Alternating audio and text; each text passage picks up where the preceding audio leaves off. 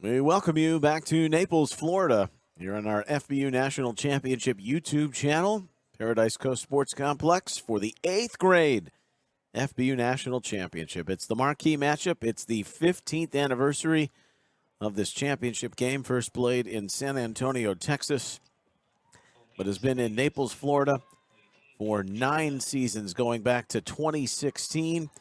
And one of the blue bloods of the event, GFL, Gwinnett Football League, that's what it stands for, but that association has put together some of the finest performances in this championship through the years. They are 5-time champions at the 8th grade level, 2-time runner-up at this age group, and they're back in the championship game again to face Utah, who have emerged on the scene on the Western Front.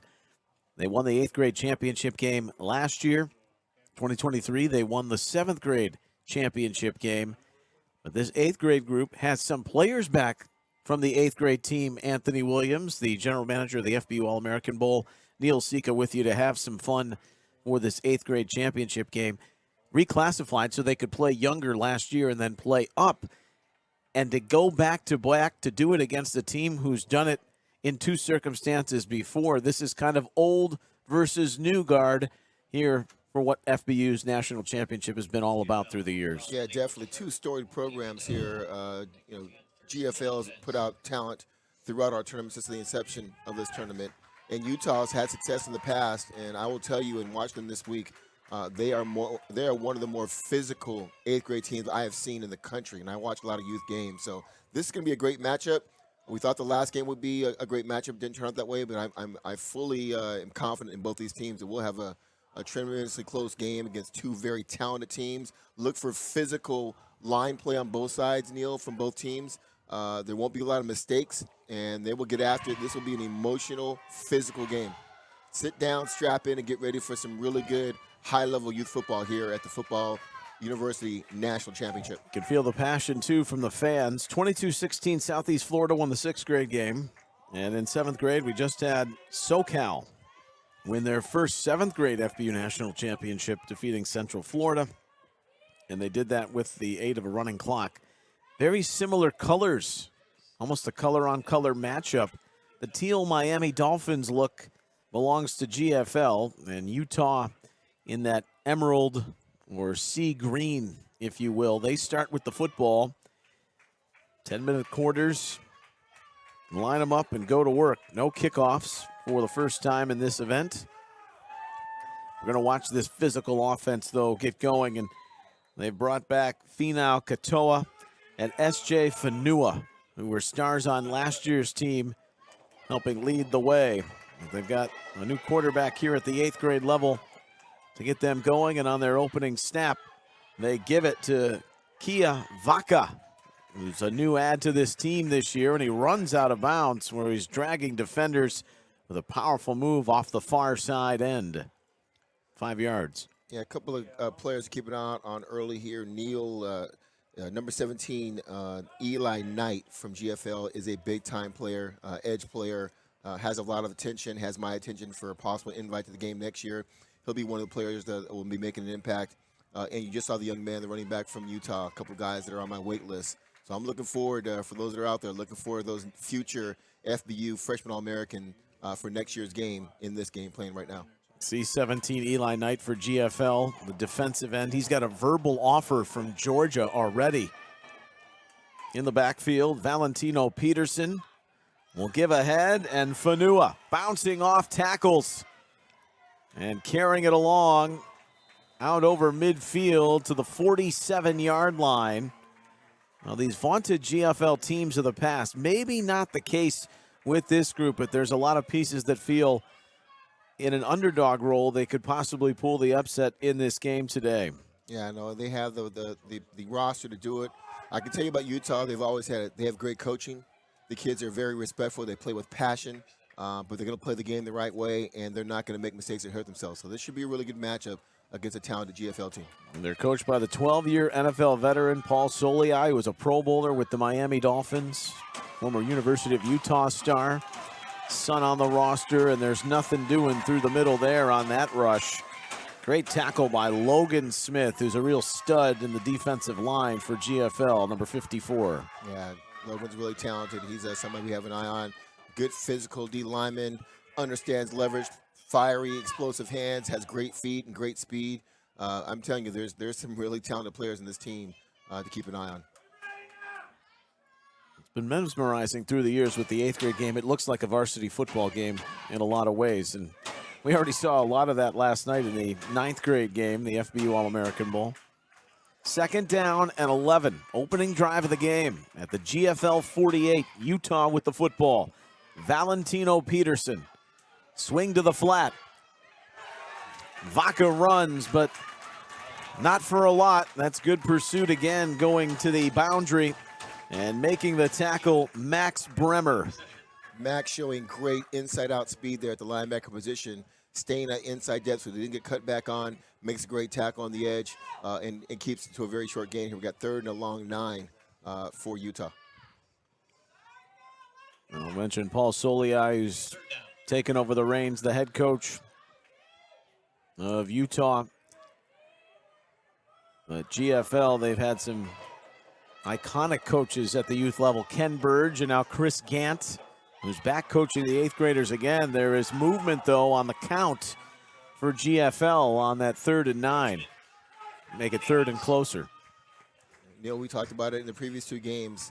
Play calling at 3rd and 9, difficult. 3rd and 4.5, 5 yards, different play call. So let's see what Utah does here. They've already established a run here, but they need to convert in this 1st down. This is right in Utah's wheelhouse. It's what they want, but they're throwing on 3rd down, and up in the air, it's caught. A toss and a touchdown. Great. Now they've waved the play dead, and they immediately call offensive pass interference. I'm going to need to see that again. Fanua, who's got a Utah verbal. No. Wow. That is not doing any justice to the wide receiver. There's some hand fighting, but nothing that's a vehement shove. That should have stood. Yeah. And maybe they're talking about this. Yeah, that's not enough to call that play. I hope they kind of pick it up here. Good contact. Great play by the offense. Great throw by their quarterback. Good coverage, but just a better play. That's a 50-50 ball that the receiver won. I don't think that's a flag on that play, in my opinion. Well, there's a long talk here. Could they possibly overturn and pick up the flag? I like, Neil, that these guys, and a lot of coaches tell you this, convene, all get together. Let's make sure this is the championship game. These kids have fought hard. Parents paid a lot of money to get here. Let's make sure we get the call right. So I love that they're convening together and make sure they're all on the same page. Still a heavy debate. The outstanding player in S.J. Fanua, who shined in last year's championship.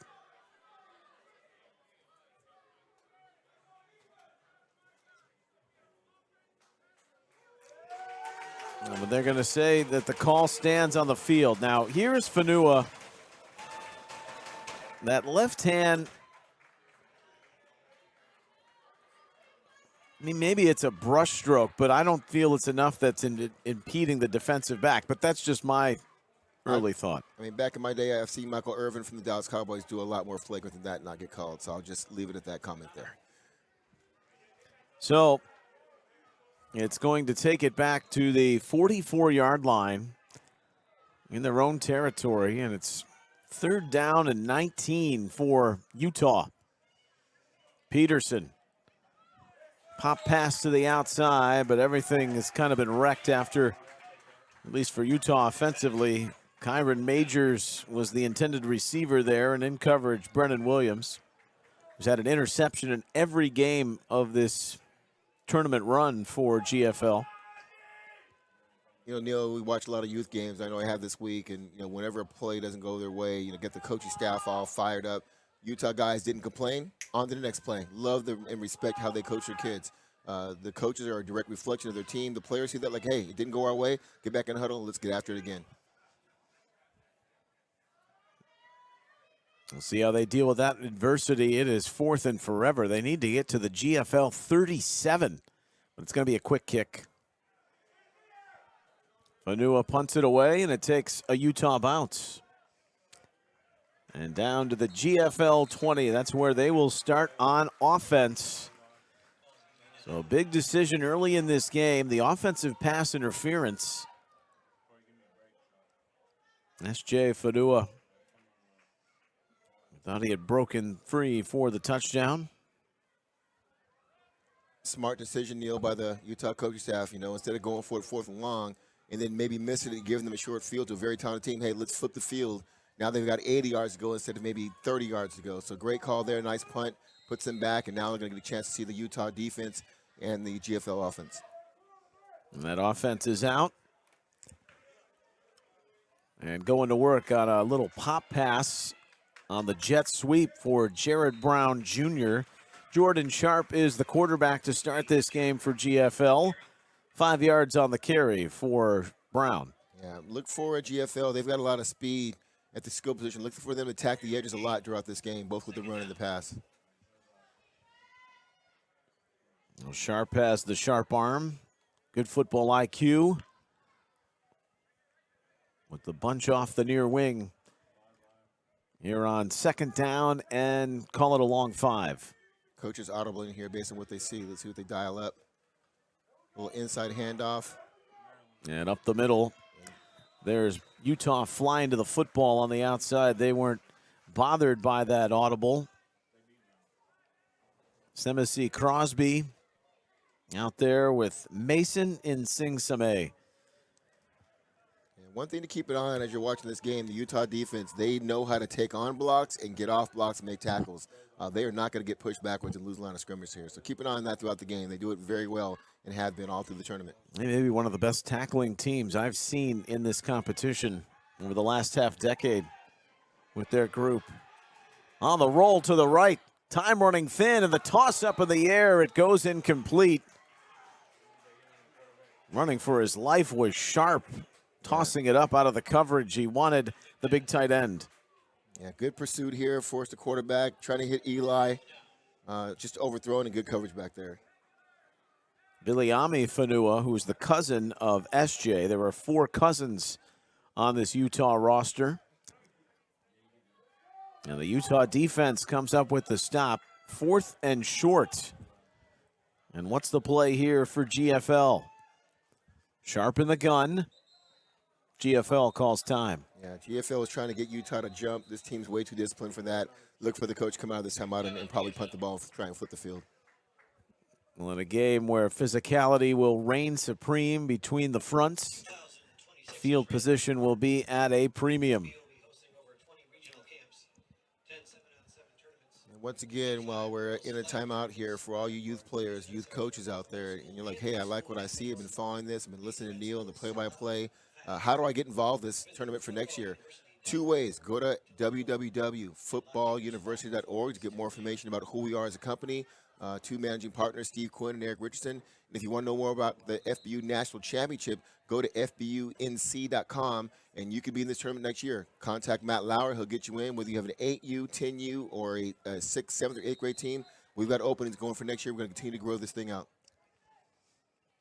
Lots of great names down memory lane who have played in this competition. On the punt, not hit very well and fielded by Vaca. And Vaca heading down the sideline, stretching things further. The ball spills out. GFL says they have it. Now, a flag had come in prior to that. And a face mask may nullify what GFL thought would have been a turnover.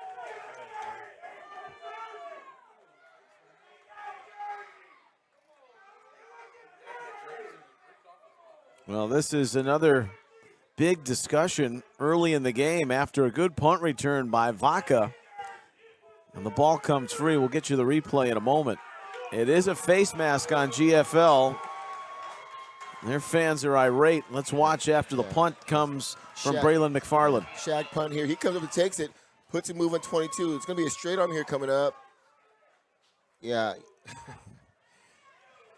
I don't know where the face mask came in. I don't know where the face mask was either here, but once you get a face mask, it nullifies anything that happens after. So I know they're upset right now, but the fumble after doesn't matter if they call the face mask. And even though there was a tug on the jersey, I didn't see it in horse collar form. Yeah. And that ball just simply came free. So one more time.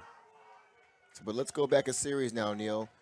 Utah struggles to get the ball to get the first down. They punt, they flip the field, put the ball on the 20-yard line, 3 and out, bad snap, big return, and now they've got the ball 1st and 10 on the 20-yard line. The face mask actually came from Vaca on the stiff arm, and he's then complaining about his jersey being tugged, but that's a legal play. So some quizzical calls on the early going. Here's a toss sweep with 3 flags flying in, and they've already taken over the story of this first quarter on the toss sweep out to Tuiaki.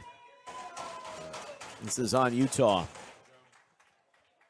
And just some background information, Neil, I'll share with the audience here. You know, Eric Richards and I, we work with the officials here that do the game. And, you know, obviously youth football, you can throw a flag on every play. And what we told the officials is we want the egregious calls that they're at the point of attack, like that play. It's going off tackle. The tight end held the edge. It made a difference in the play. You got to call that. We're not going to be making calls on the backside 15 yards away with a hole or things like that. So just so people get understanding with youth football that we're not going to call everything, but we will call the ones that are important at the point of attack of a play, either on offense or defense. Yeah, that's a great synopsis, Anthony. Glad you brought it into the foreground for those watching, because you could have a sway in an argument on every single snap. Absolutely.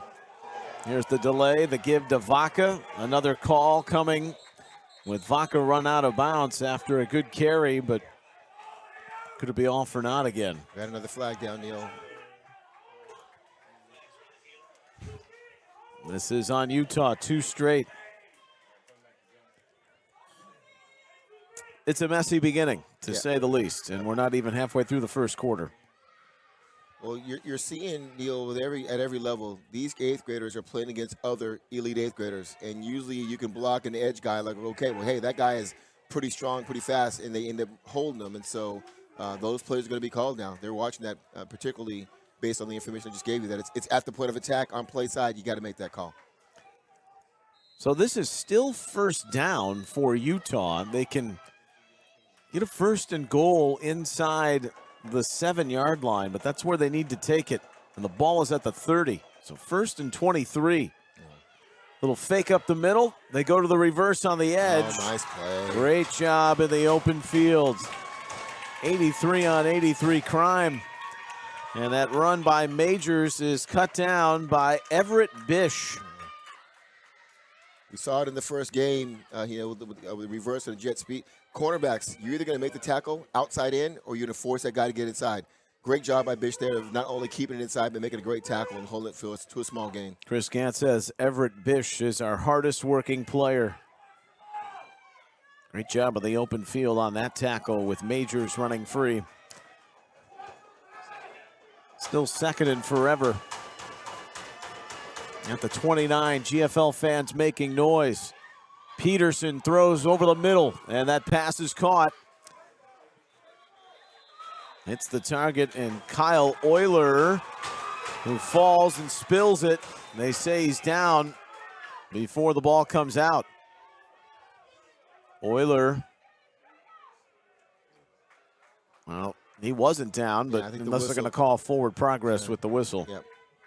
Before that, great touch pass over the linebacker for the completion by the Utah's quarterback there.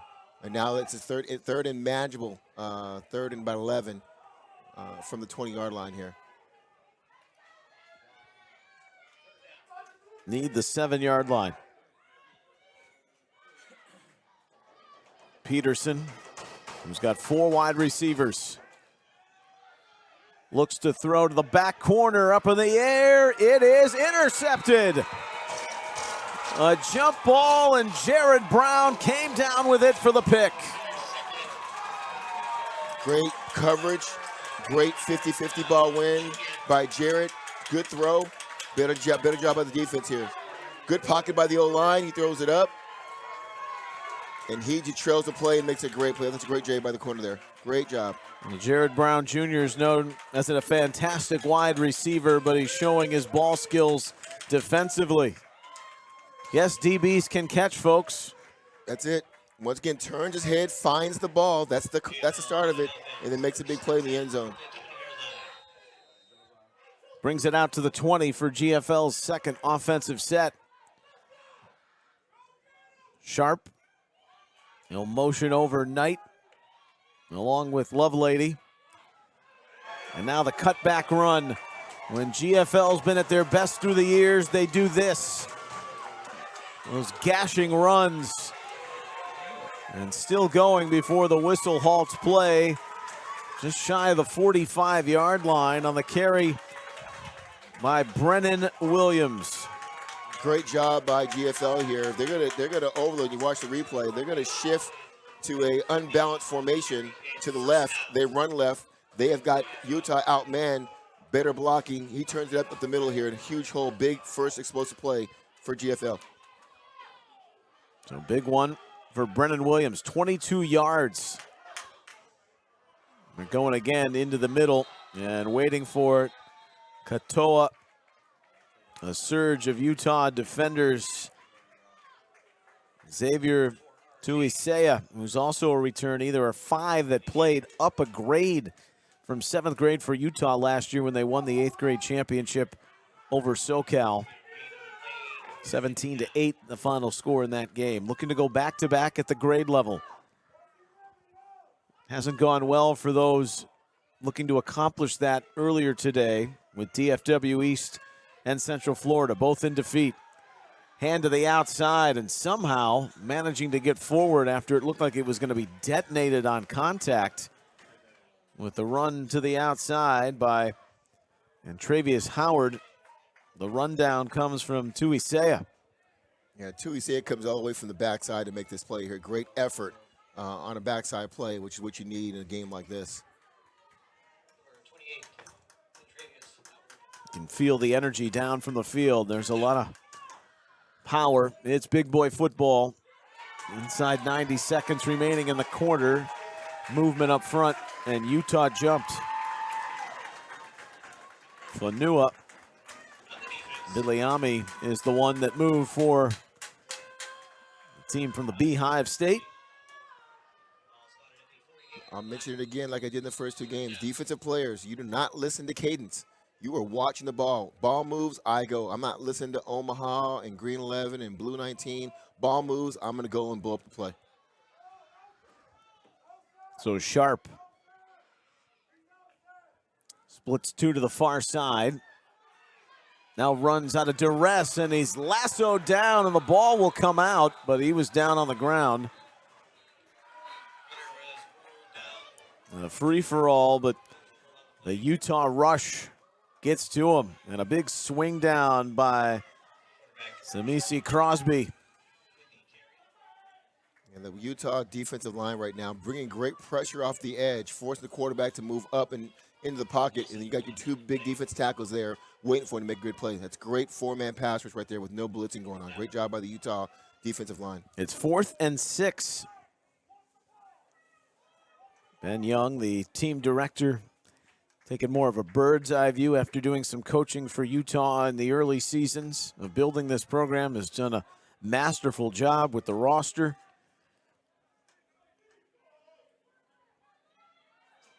Giving way to this fierce defense where GFL running for an open seam and crevice, and on that keep, Knox Day. He's got 2 long TD runs. He's made for this type of play. He's going to get close to the marker.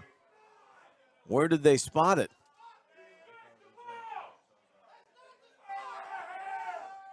Now the GFL fans, if they had their way, it would have been a first down by a good yard, but he did not get that first down. Well, the chains are on the other side, and they're looking at the bird's eye view from where we are. Our broadcast location is right behind this Utah sideline. All right, let's take another look at this run by Knox Day. QB, we call these 18 keep for the quarterback. So get the ball, get some blocking, get outside here. Ducks inside. Steps out there. Yeah, he's short. He did reach the ball up, but he's still very short. What he should have probably done is maybe lowered his shoulder and got an extra yard to make it no doubt. They're going to have measurement here, but I'm thinking he's going to be just slightly short. Even in that, it almost seemed like Utah was acting as if he wasn't going to get there in the first place. A very pedestrian reaction to his run. This isn't even close. And we're having a blocked view, but Yeah, you said it's a good football and a half. Yeah. First down, Utah.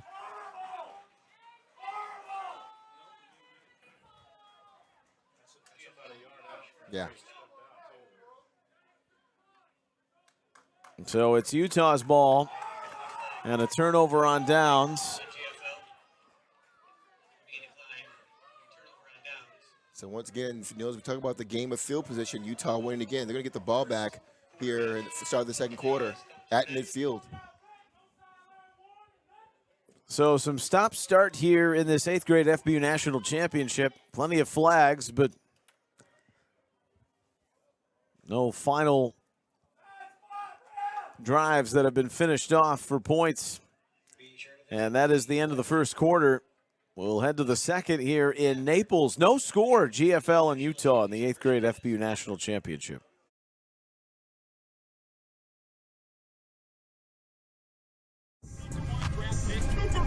Gatorade has the #1 proven electrolyte blend, designed to hydrate better than water, so you can lose more sweat and put the league on notice. Gatorade, is it in you?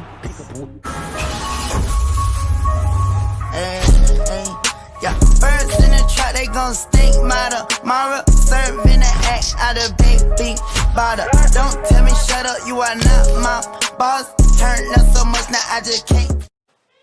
Start of the second quarter, a turnover on downs after the measurement shows a good yard and a half shy.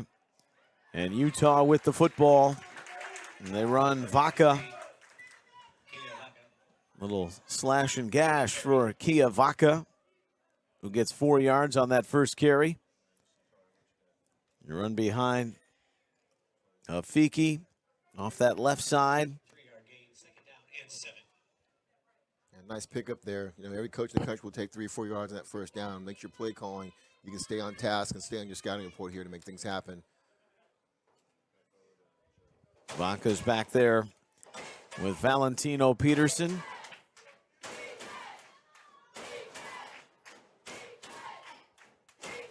Seven into the box for GFL. Vaca. Va-va-voom. Down to the 35-yard line. Moving well on that run. 13 yards and a first down for Utah. Vaca showed great patience there. Had his lineman in front of him, waited for his lineman. Usually you see young running backs outrun their lineman instead of waiting to set up the block. Did a good job, picked up the big first down, and they can continue this drive.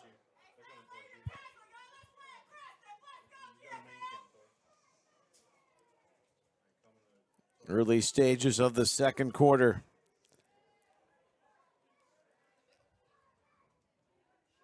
Utah thought they had scored. Offensive PI on S.J. Fanua. It was called back. He'll get the call here on the handoff from Peterson. Got about 3 yards. There's big Eli Knight in to make that tackle. 17 in the teal blue. Fans watching the game starting to notice Utah's not fancy with it, Neil. They are just solid in the fundamentals. They're going to power run the ball, play action, and take their shots when they can. But right now, they're establishing the run, and that offensive line is starting to kind of feel their way through this GFL defense. They've had explosive plays in the past, but oftentimes, at least in the games when they've been successful, they wear you down with that line. Keep grinding you. Vaca comes in for a couple of yards, and then it's shut off quickly. Water cut off by Carter Prehar. He is hard hitting in that middle, the linebacker for GFL. Prehar is a really good player. I've been watching him the last couple of years. Really developed. He's starting to really grow into his body. Look for that kid's going to be a big-time player in the class of 30 for sure. 3rd and 6. And that's a good reminder for us all. The class of 2030, these 8th graders who are already earning recognition, will find their way into some all-star games. UA next, All-Americans, FBU All-American, 9th grade game in a year or two. Peterson on 3rd and 6 goes up top. It is picked. For the second time in this game, it's an underthrow and it's an interception, which could act like a punt, but Bryce Abbott fields it perfectly. And Bryce Abbott here with good coverage here, playing man-to-man. He's on his hips, what we call in phase. He turns and finds the ball. The ball is poorly thrown inside, and he makes a great play to get the ball back to his offense. So the second interception, or maybe if there's just a little more on it, it's a different outcome in both scenarios. Yeah, the quarterback coach is actually telling the quarterback here from Utah, hey, that thing's got to be high and on the outside. If you miss, you want to miss to the sideline. You don't want to miss inside.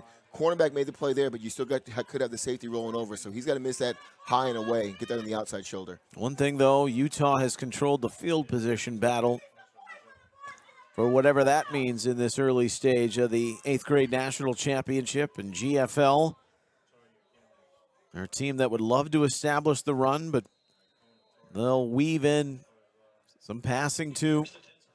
Even Trevor Lawrence, you know him as the gunslinger back in his day, but he rarely threw it out of the system of Ken Burge, and it's evolved a bit under Chris Gant, and that's some power football going up the middle on the carry by Braven Hall. It was a tough physical runner. Yeah, they're going hurry-up offense here. They're right back on the ball, get ready to go on second down. Sharp gives to Hall. Runs into a stack of similar colored jerseys. And finally, Fehi Alafipo, puts the final halt to that run. But it is a first down for GFL. GFL definitely speeding up their offense here. They were already at the line of scrimmage ready to run their third play here. Sharp with 3 wide receivers, 2 on the near side. Checks a change of the play from the sideline. And Travius Howard, the running back, with him. And on the RPO, it's Sharp to keep, and he goes down. He didn't want any piece of Kiavaka, who was leading up the field from his linebacker spot. Yeah, great job by the nickel outside linebacker for Utah. Usually you see a quarterback running back coming at you. You want to, when he dips inside, you want to come inside with him and you get up the edge. He stayed outside, forced him inside. Here comes the linebacker to shut it down. Really good job, good consistency by the Utah defense. Should say Vaca's more of a roaming safety for Utah. There he is, 23 in that darker green. Jordan Sharp has the football at the 20, and this is the second time they've gotten Utah on the hard count.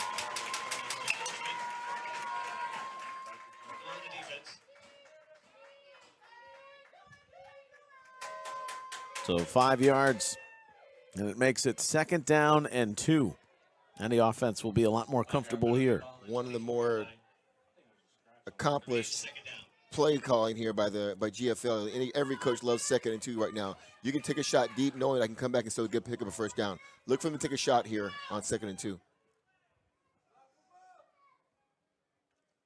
Sharp off the play fake. Little hitch to the outside to Davari Johnson, and Johnson uses that speed to spill out into the GFL bench, but he's got a first down. Nice job by GFL. Remember, this possession started inside the 5-yard line. They've already picked up 2 first downs here. GFL's on the move right now. They've had to start deep in their own territory. Turnover on downs. They punted on that first series. We're inside of 5 minutes till halftime in a scoreless game. Sharp.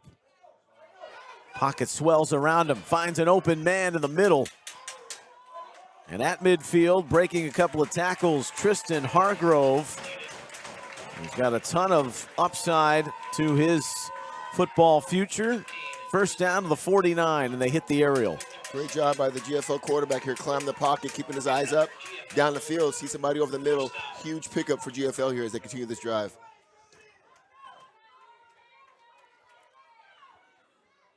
Tapering inside of 4 minutes. We got that Jordan Sharp clap, and it's really catching some of the defensive ends who are very antsy for Utah, and that play goes nowhere. in a hurry, swelling it up and swallowing it down. Fanua. Viliami Fanua in on that tackle. Tuisea also helping out. And now some substitutions for the Utah defense. I'm sure GFL has this play in their arsenal, but I'm looking for a screen here. Utah's getting a lot of pressure on defense and through the defense line. Look for a screen here coming up by GFL in this season, next couple plays. Well, Knox Day has got a tendency to slip out of the pocket and run.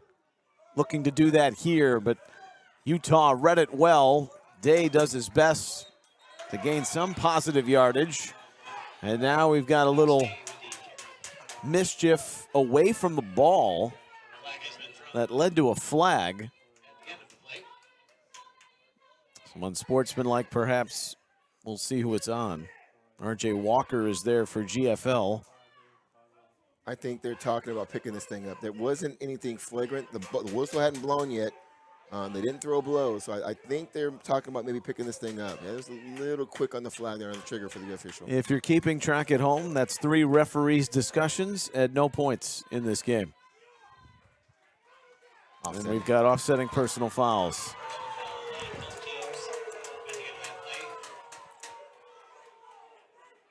Second down and 6 when it's all said and done.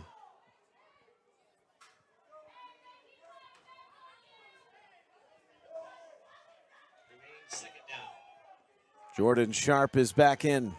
He's the quarterback for GFL.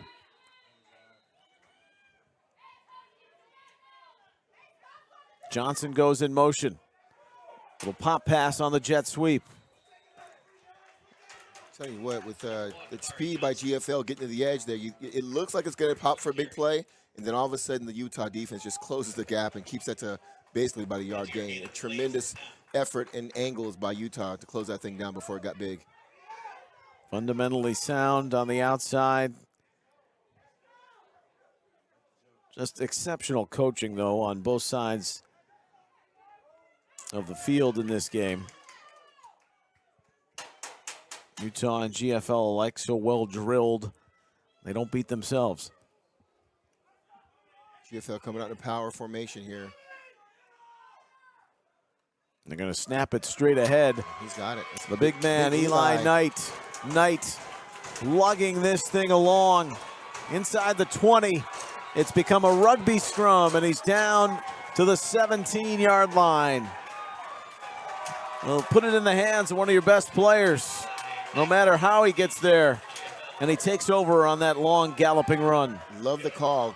Put the ball in your big man's hand. Ain't got to throw it to him, just give it to him. And he's just got effort, just feet driving, get some help from his lineman, and turns into a big-time gain and a first down for GFL.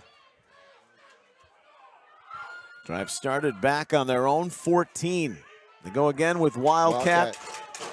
Eli Knight to the 12. That's 5 more yards. And there's an injury in the process to a GFL player. And right now, down is Logan Smith, who's one of their big pieces of the defensive line, but also an integral part of blocking on offense.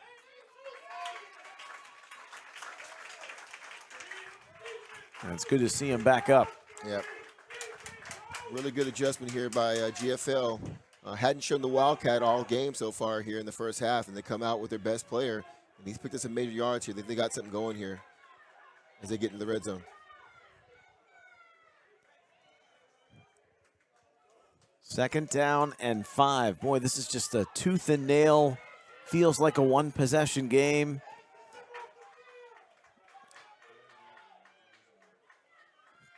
GFL coming on that Wildcat again, Neil. They got something going. They're like, hey, until you stop it, we're going to keep running it with Big Eli. I'm going to say, they may have this in the playbook a little bit more the way it's gone so far. Yeah. Eli Knight takes that direct snap for the 3rd play in a row. Nose dives into the pile. Close to another first down. It's going to be 3rd and 1 coming up on a minute remaining in this first half. GFL hoping to break the ice. This 5-time champion at the 8th grade level. Hasn't been the easiest run, though, over the most recent seasons. But they're back in an attempt to get to the promised land once more. Knight knifes his way again. That's a first down. 1st and goal at the 2. 4 more yards. It's almost like Taysom Hill is carrying the ball I'm watching, Anthony. Yeah. Timeout. Another timeout. Some of you may be wondering about how do you stop that? You got a big, powerful tight end in the backfield going direct snap. It's a wildcat. You're hearing Neil and I calling out that information, but it's not the wildcat with the option. So if I'm Utah right now, I'm calling a timeout, and I'm putting 8, 9 guys in the box. There's no threat of them hitting the edge. Eli's a good athlete, but he's not going to beat you to the edge. You got to take care and fill those gaps and just have guys attack the box and make sure you can get a stop here, especially at the 1-yard line.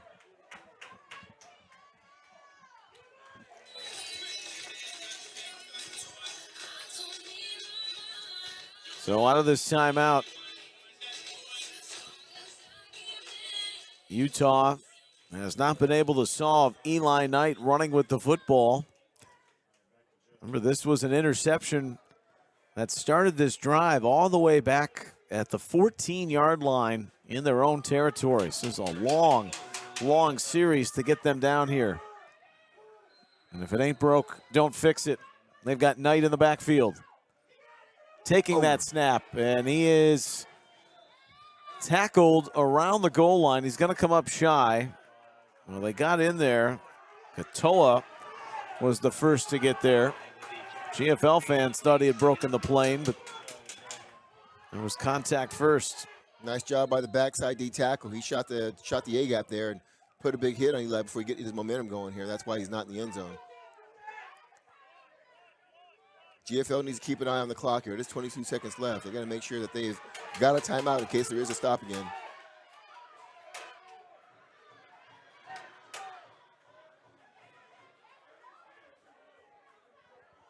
Are we seeing this is youth football's version of the tush push with Knight? But he can do all the fulcrum action himself. Takes the snap, jostled it, and then behind a host of linemen falls into the end zone for the touchdown. There's a flag in the back of the end zone, which would more assuredly be post-play, but we'll double check. Look at the line push by the GFL offensive line here. I mean, they're pushing Utah into the end. I haven't seen any other team in this tournament be able to do that play right there. It's a personal foul after the touchdown on GFL. Eli Knight carried the last 6 times on that possession before going in for the 1-yard score. So it is post-touchdown. The touchdown will count. And the foul will be assessed after on the play, probably on the kickoff return. On the series that will start to back up or give Utah a better field position from the 30-yard out. So the extra point here to be taken. McFarland, the kicker. And that's the 3rd time in the neutral zone in this first half for Utah. So shades of a little bit of being undisciplined in these circumstances. And this is important. I wonder if GFL... Would you figure, would they go for 2? And would you run the same play with Knight? Well, I just saw the coach say, hey, no, we're going to decline it, but they're just going to kick it again. I don't know about that one. That may come back to haunt them. Remember that for the second half. Braylon McFarland with the extra point. Pops it through. 7-0. GFL. 13 seconds remaining in this first half. So if I'm counting correctly, Neil, they'll get the ball the 40-yard line, maybe the 45. 13 seconds left. Might give a chance to a couple of Hail Marys here. Knowing Utah, I think they'll just kind of run the clock out, go into halftime. They do a great job making adjustments over their time here in this tournament and come out and get ready for the second half. That was a major drive of almost half the quarter for GFL. And more importantly, they get the ball to begin the second half, GFL does. Yeah, so they're going to get the ball at midfield here. I mean, an intermediate pass, maybe get you down to the 20-yard line, then kind of throw you a Hail Mary. I mean, from here, I'm going to be aggressive here. I mean, they've called a couple of ghost pass interferences. You never know here, so I'm definitely throwing the ball up vertical here. That's a good memory. Valentino Peterson, who's thrown a couple of interceptions on underthrown passes at the 45. Going to get out of the would-be pursuit of GFL and make a little bump in the back. You know, GFL fans, they thought there was a hold on that rush inside. Either way, it is 2nd down and 8 with 6 seconds left here in the opening 20 minutes. Haven't seen Utah throw the ball deep a lot in the tournament because they haven't had to. I don't know his arm strength, but I mean, once again, the game, that half can't end on a penalty. Throw it up and hope for a flag. You know, what does it hurt?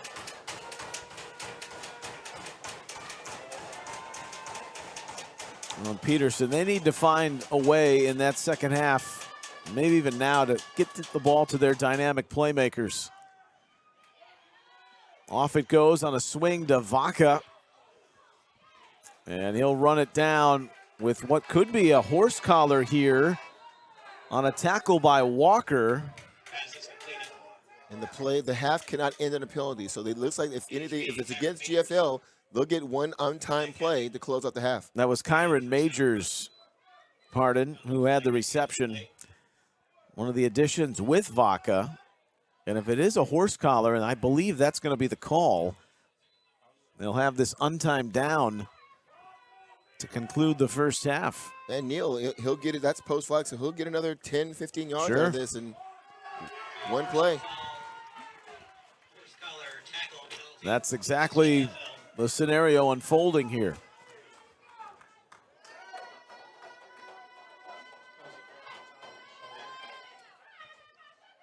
So with literally no time to work with, Utah's found this fortuitous circumstance. And 15 yards.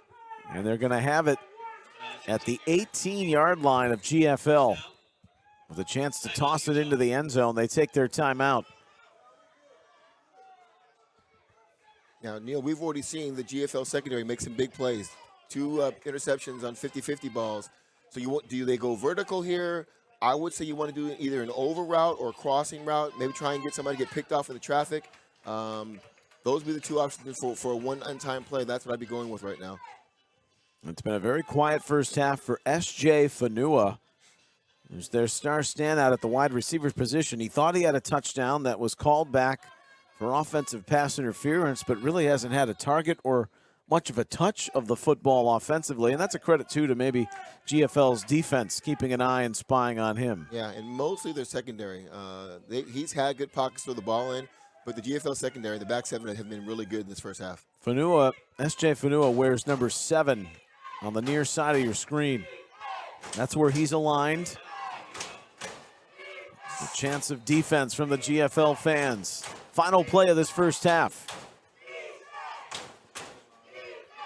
Valentino Peterson doesn't see the oncoming rush. He's crushed. And the half comes to an end.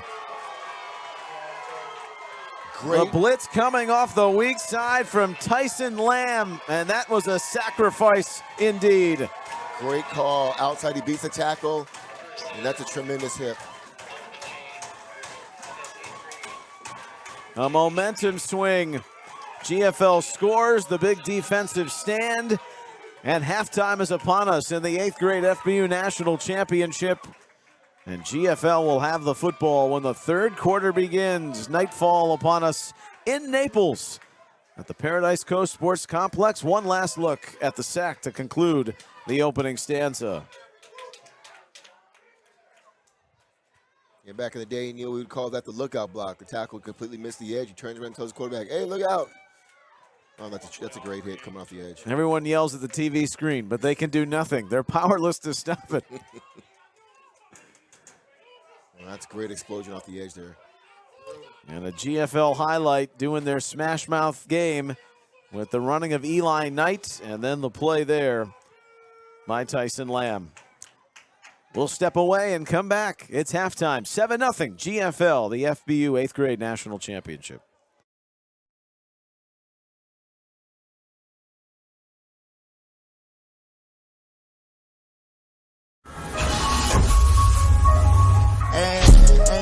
Yeah, birds in the trap, they gon' stink. Mara serving the act out of big bottle. Don't tell me shut up, you are not my boss. Turn up so much now I just can't turn off. Don't call me message, you can't answer when I call you. Daddy was a rolling stone, I get it from my father. Chain so heavy that I can't fuck all her. She knew I was a devil cause I wear a lot of product. Florida's Paradise Coast is more than just the home of the FBU National Championships. We're also the home of endless natural beauty and wild adventures, the home of holes in one and one-of-a-kind dishes, the home of incredible comebacks, and just plain kicking back. So come discover a sports paradise, because only paradise will do. Naples, Marco Island, and the Everglades, Florida's Paradise Coast.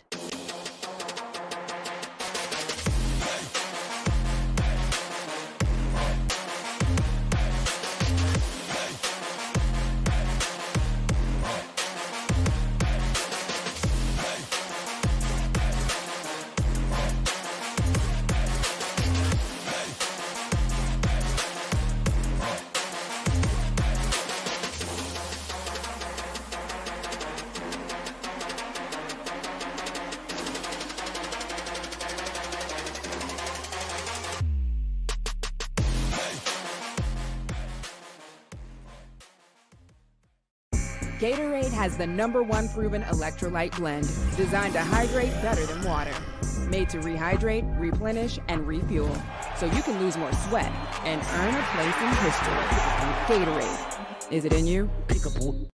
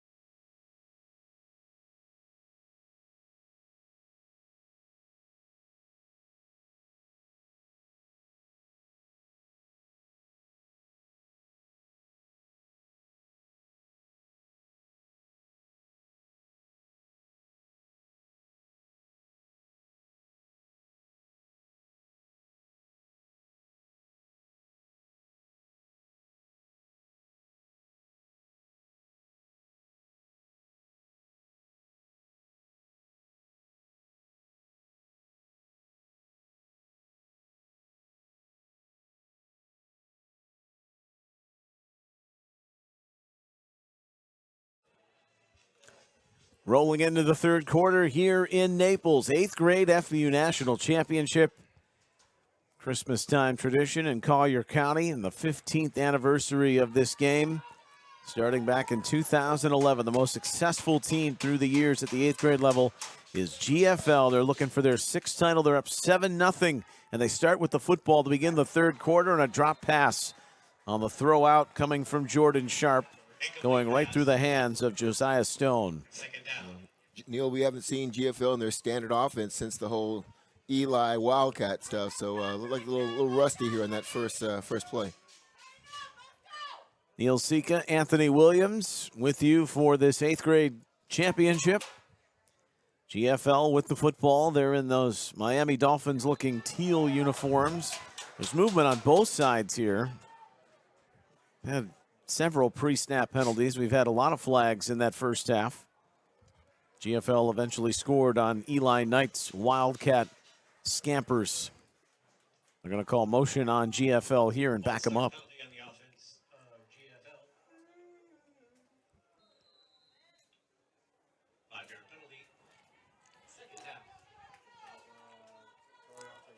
Jordan Sharp, who's in the pistol. Braven Hall right behind him. Hall takes the carry. Hall with a gashing run and a big hit over the Utah secondary. Just powering through over Vaca to finish off that play and get to the 40. And this is looking a lot like that true smash mouth game that GFL's been known for through the years. Showed great burst on that play, coming from the little midline right up the middle here. Picks up a big first down for his team as they continue this drive. Get the sense both of these teams much more comfortable playing with the lead than they would in coming from behind. That's why keeping it a one-possession game so crucial right now for Utah. A little swing to the outside, and that's caught by Stone, who catches this one and gets 8 yards. Yeah, good job by Stone there, but a better job by the wide receiver on the block on that. Totally took out the corner, allowed him to pick up about 8 yards in that first down. 2nd and 2. Love how GFL is showing a good balance. Run the ball up the middle, throw the ball outside. Probably going to run the ball in the middle here, try and get back outside. They're very good at attacking the edge in a variety of ways. Jordan Sharp, the quarterback. An offset look in the backfield. Fakes the handoff, wants to run, and he is swallowed down. Great play on the edge, and it needed to be, or it would have been a first down by Tuisea. Yeah, Tui saved the first down there. If he doesn't get that tackle, he's going to run for a while there. Get the feeling, I know it's just the beginning of the third quarter, Neil, just Utah has a little steam. That drive at the end of the half seemed to take a little bit of steam. They don't seem to have that same body language that they had in the first half. Hopefully they get it back here. Penalty put them in position after a pass completion to have a shot at the end zone. But it was a sack fumble that concluded the half. Up the middle, the handoff goes. Simple old school mentality here, and busting through is Sampson. 3 yards and a first down.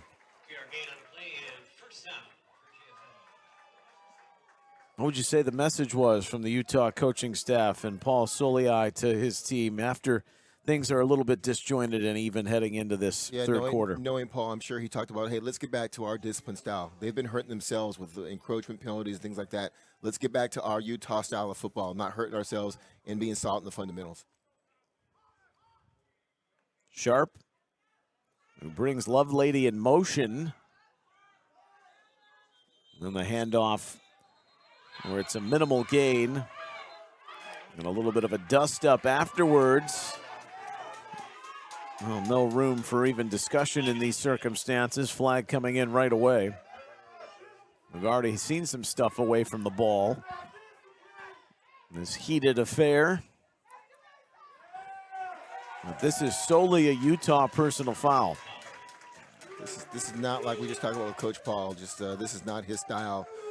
And message all you young players out there, let your play do the talking. They had a good play, they closed it up, no gain, and now you give them free yards because you either want to mouth off to a player or to an official. You want to play this game at a high level, Neil, keep your mouth shut, let your play do the talking for you. Well, in the 8th grade FBU National Championship, GFL is 5-2. Their 2 losses, their Achilles heels, have been teams from Dallas, North Texas, and DFW are their 2 losses. But they're pretty much perfect against everyone else. Looking to add to their lead. There's some opening here. And keeping it, making the smart decision is Sharp. He has been sharp on his game with the reads here. There comes another flag after That tackle sets up 2nd and 5. We'll check the call, though.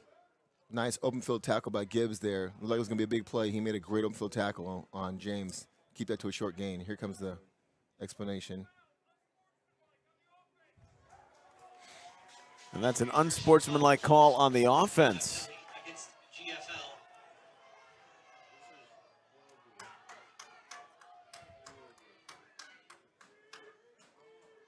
Well, it's just these penalties are killing the ebb and flow of the game. Absolutely.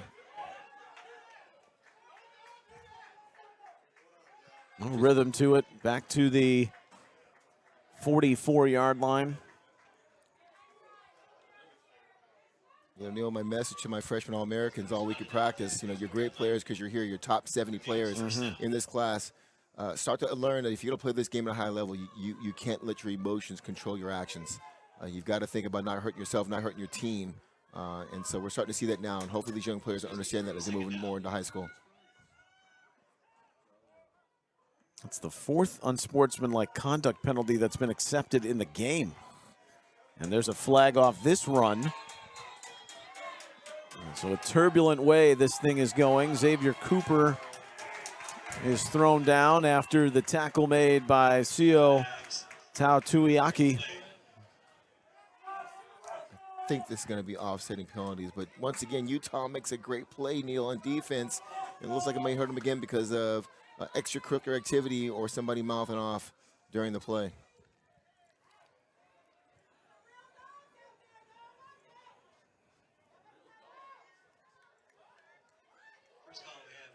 Look at the play here. They try and get to the edge. Safety does a great job keeping it aside, and a great fill by the linebacker there. I didn't see anything extra on the end of that. I don't know why that flag was thrown. Yeah. Oh, there was the barking into Cooper from Tautuiaki after he had thrown him down to the ground. He had some words. But there was an initial call on GFL, was there not? Yes. For a hold? It looked like it.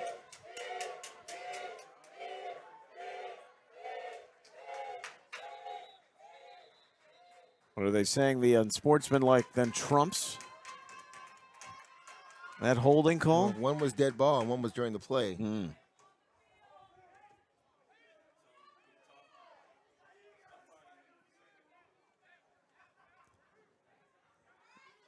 Well, however you dice it up, it's not leading to poetic football. GFL has grinded their way to a 7-0 lead.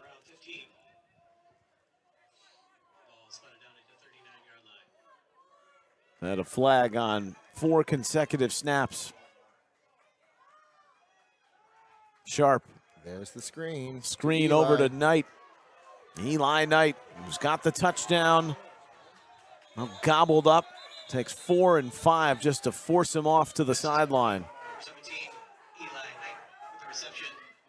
I like the call. Always love a tight end screen there. Utah did a good job of sniffing that out and keeping that to a very short gain. Kudos to their defense on that. Big 3rd and long here for the GFL offense. Utah's defense needs a big stop here, get their offense back on the field here. It was a very crucial play at the midpoint of the 3rd quarter where GFL's had the entirety of the football. Sharp will send 3 receivers off to the far side, and they motion Knight off left end. That clap by Sharp has been a weapon all game long. That's the 4th time in the offside position for the Utah defense. Sound like a broken record here, but defensive players, claps, auto, anything oral, doesn't matter. You as a defensive player, you are watching the ball, and when the ball is snapped, that's when you go. Giving away free yards right now. Utah needs to clean that up.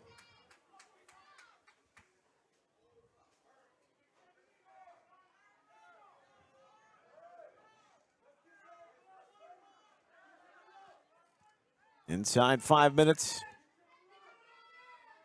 Sharp takes the snap on 3rd and 7.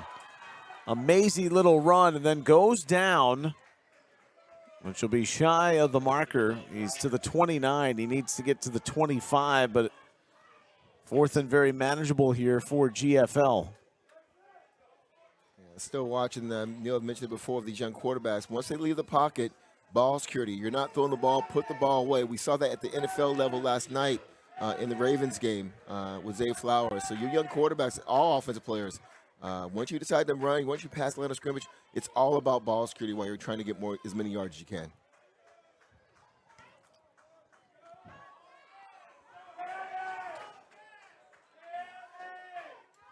Already 6 minutes have expired in this third quarter. Utah hasn't had the football yet. Here comes the Eli Cat.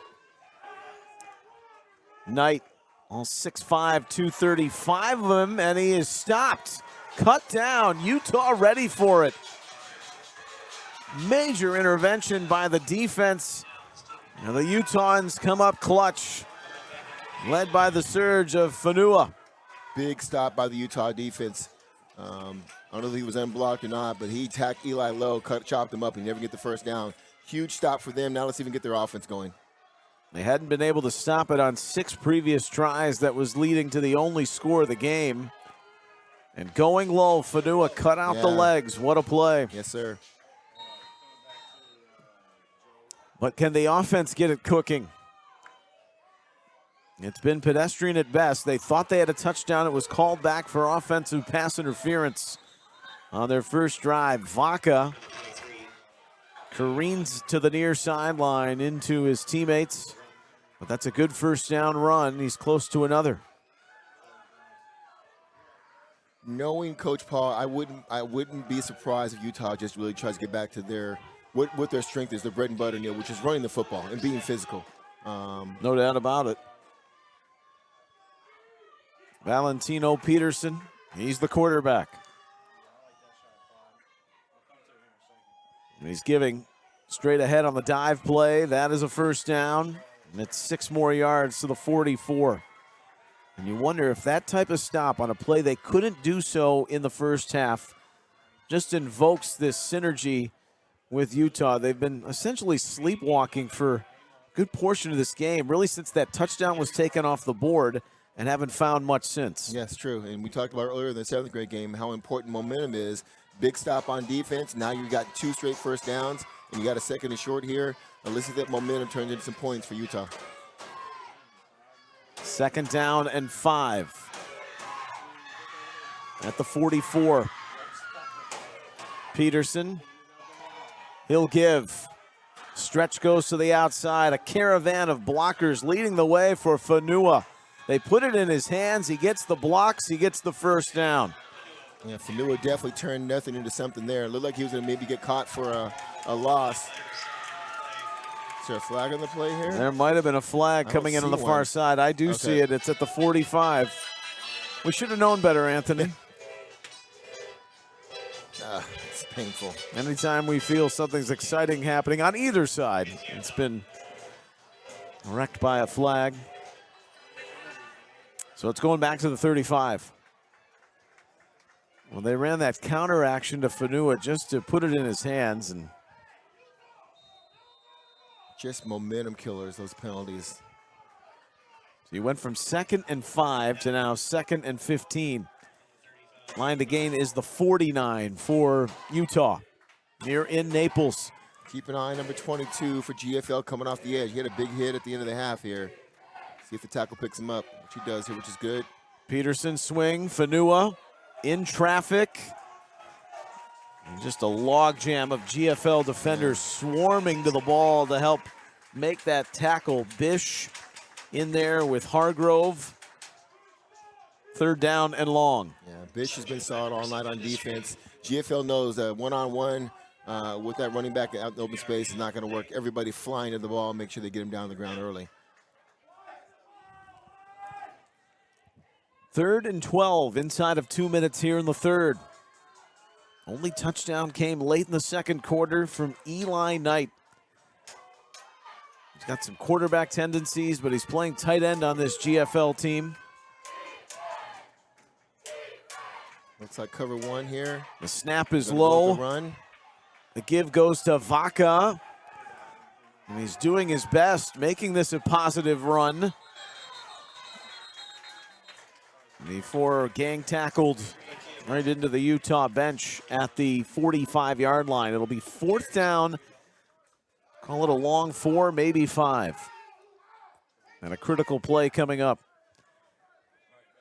This quarter has evaporated quickly. Utah did not see the football for the first 6.5 minutes of it. Yeah, and this 4th and 4, 4th and 5 here is still a running play for Utah. They've got the power running game to get this. Let's see what Coach Paul dials up here after this timeout. And one to discuss. And there he is in the middle of your screen. Pro Bowler with the Miami Dolphins, also played with the Atlanta Falcons. University of Utah star, Paul Soliai.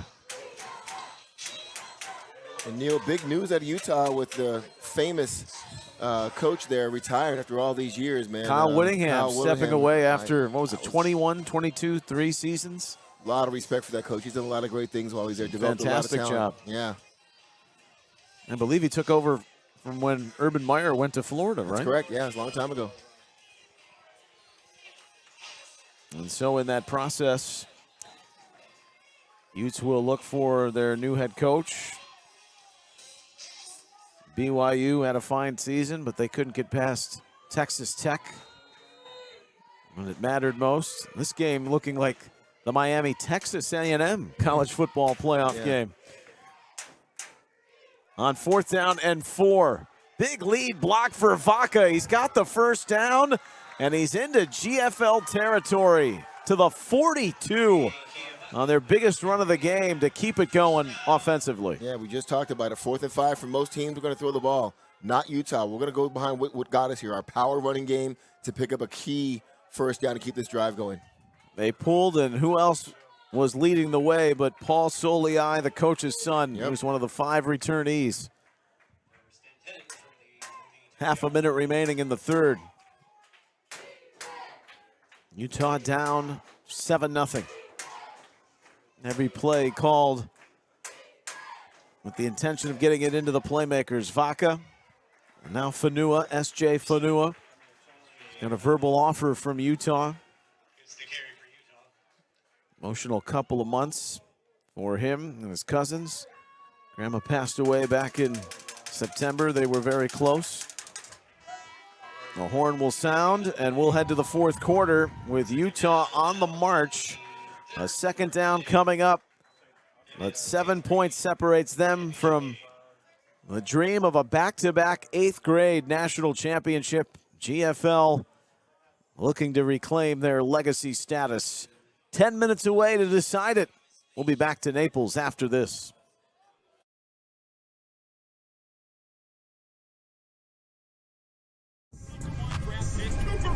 Gatorade has the #1 proven electrolyte blend, designed to hydrate better than water, so you can lose more sweat and put the league on notice. Gatorade, is it in you? Yeah, birds in the trap, they gon' stink. Mara serving the act out of big bottle. Don't tell me shut up, you are not my boss. Turn up so much now I just can't turn up. Don't call me message, you can't answer when I call you. Daddy was a rolling stone, I get it from my father. Chain so heavy that I can't fuck all her. She knew I was a devil cause I wear a lot of product. Florida.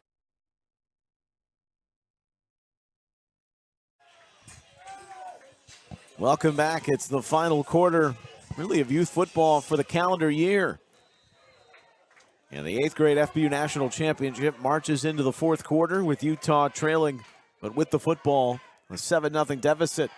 End around, put it in the hands of Majors. Majors is flying down the far sideline. Majors breaks free. He's in. It's a flag. But there is a flag. Yep. Another Notice holding. the hesitation in our voices. After all of that, Majors can't believe it. Utah can't believe it. It's been the crutch all game long. Looking forward to seeing the replay here. He obviously called this on a reverse at the point of attack. I didn't quite see it, so I hope to see it on the replay, but he obviously felt confident and threw the flag. It's the second time that reverse has been effective, and it's gotten called back after big plays. Watch at the top of the screen here, number 51. Maybe a brushstroke grab, but there was not enough there, at least in my opinion, Anthony, where he's letting go and Knight is free to still run and make the tackle if we're looking back on that. Yeah.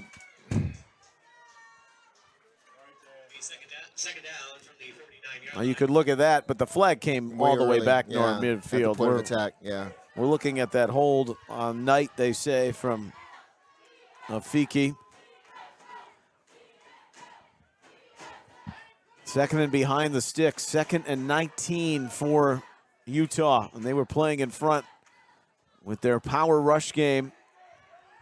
Vaca up on the inside, maybe got a yard, 3rd and long. Yeah, Those quick little checkdowns and hitches on the passing game. Just 2 attempted here in the second half for Utah. They haven't been looking downfield. But that is bound to change now. 3rd down and 17. Right when we start to see Utah start to establish your running game, which you can use when you're ahead of the sticks.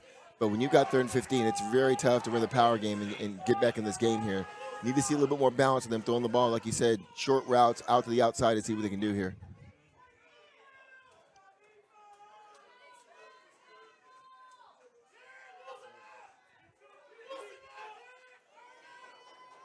Key play in this game. And 2 downs to get a first. That slant pass over the middle is caught, threaded through traffic by Valentino Peterson.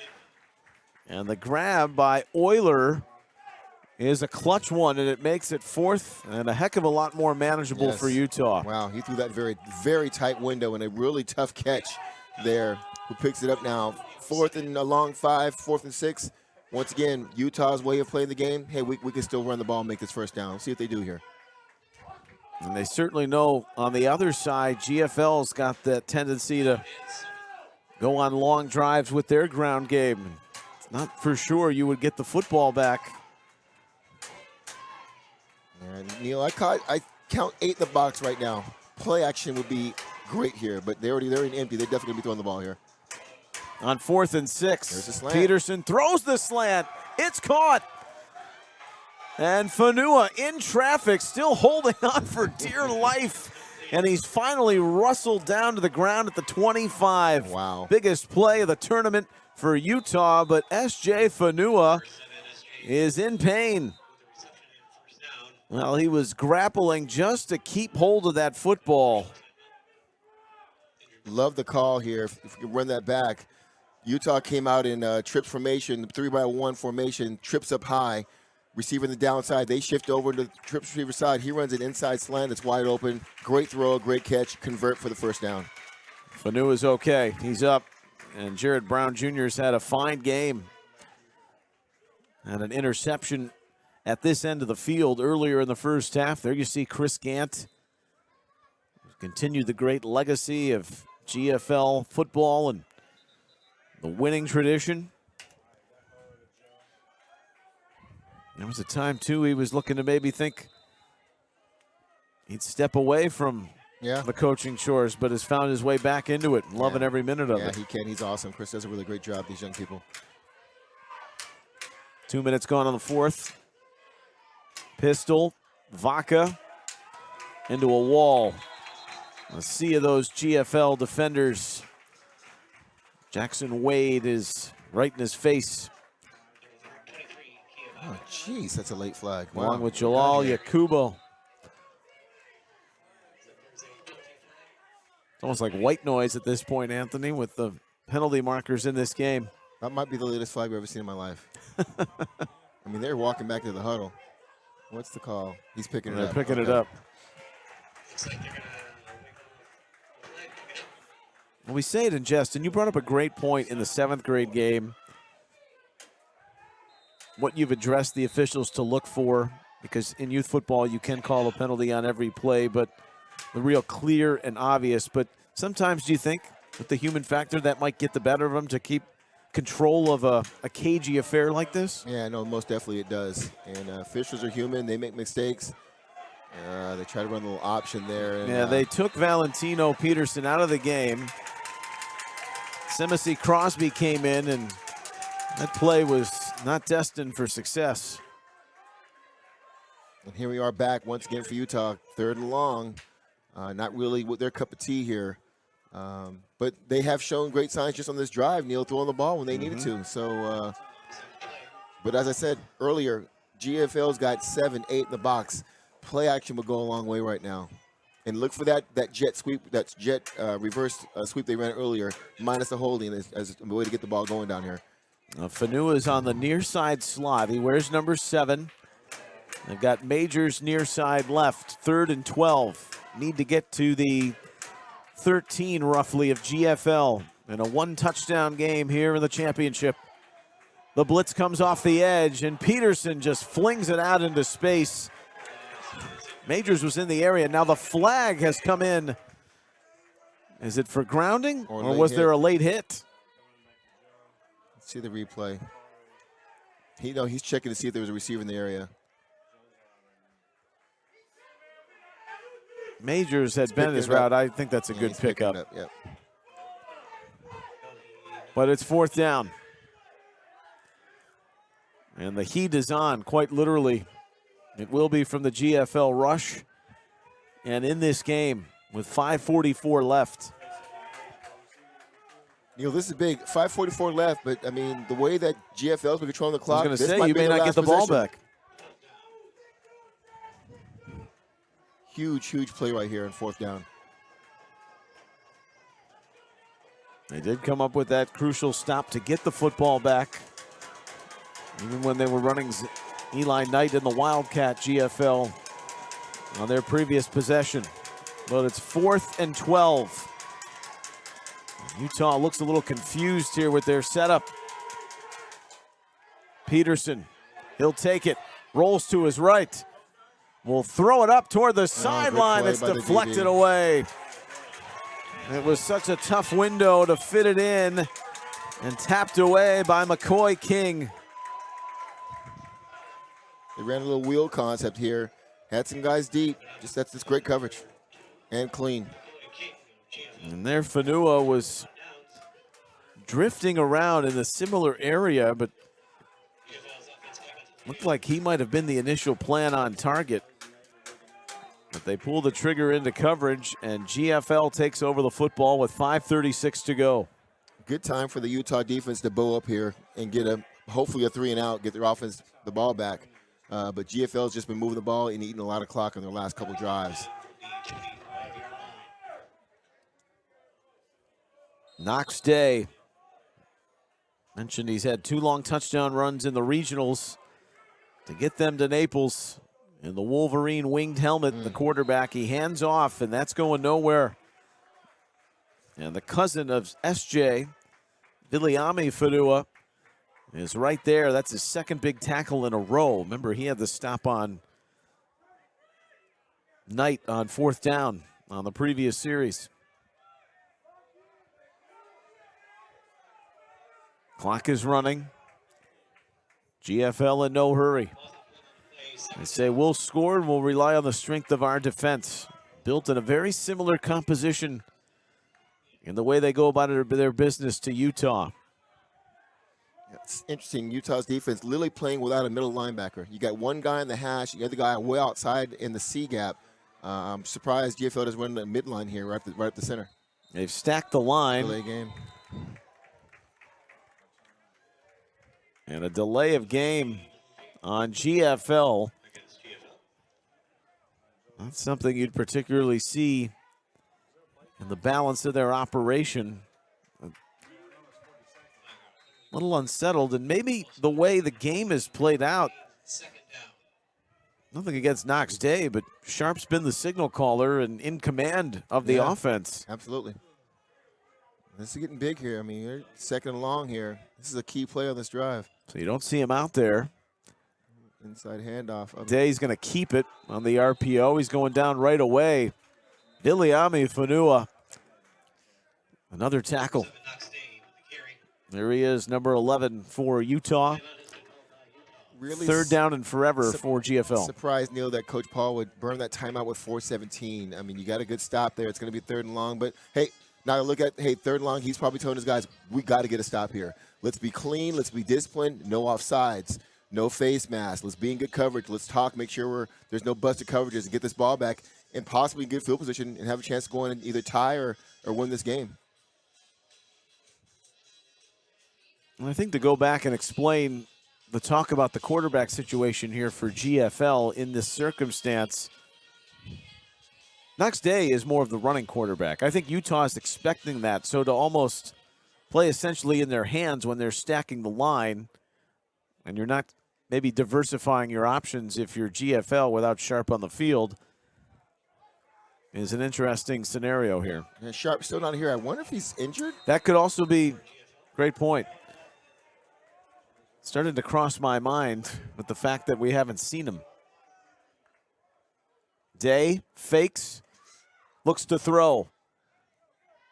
Day still motoring along. He's going to go out on the sideline. And stop the clock. There was contact, so that's going to kill the clock, but it was a clean hit right before he got out of bounds. Clock It is is running fourth now. down. No, they'll say he stayed in the field of play. Well, that is also something of an eyebrow raise, but even risking it by going that close.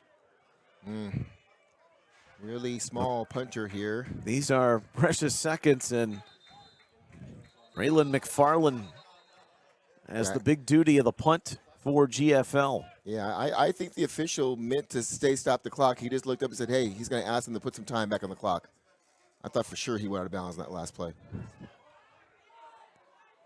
Or maybe not.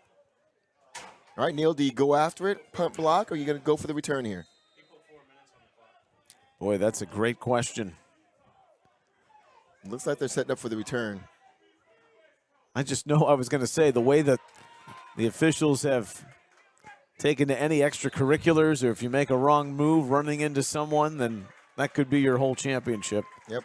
Smart play. They pull off. And at the 45, they've got great field position with 3:51 left. Great job by the Utah defense. We talked about the importance of getting the 3 and out there, and they somewhat did with a couple of penalties. But they're in good position. 3:51 left, offensive field, plus 45, the minus 45-yard line. I think they've got 2 timeouts left. This is right where Coach Paul wanted to be here late in the game. So at the 45-yard line,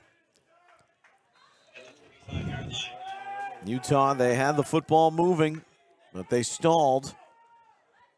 The GFL defense, credit to them, they've been a big part of the story.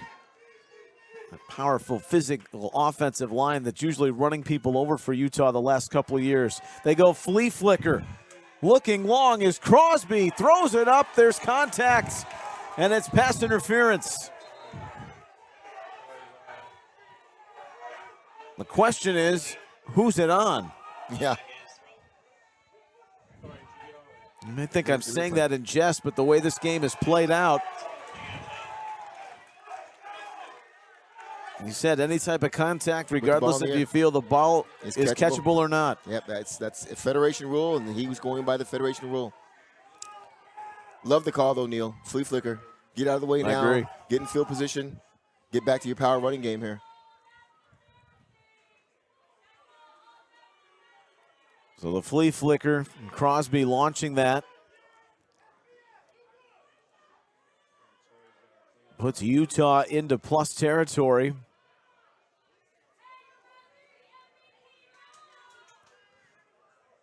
So Misi Crosby. Utah coming out in bone formation, wishbone. Just raw power, but GFL's not buying it. And that play spills over into the sideline. A late flag comes in. Well, it carried on the tackle from Tyson Lamb, who's arguably one of the best defensive players in the GFL. And that is suited for this team, too. We got a flag and a cap off on this play.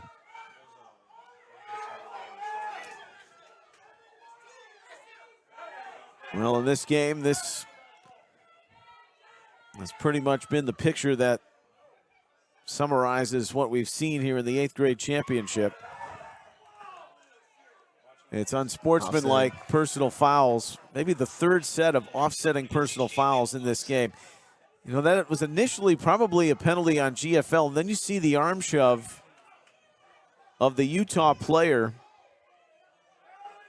Watch this again. The excessive tackle out of bounds and then the push that comes from Tuisea, who's a returnee. All for naught. 2nd and 9 at the 39.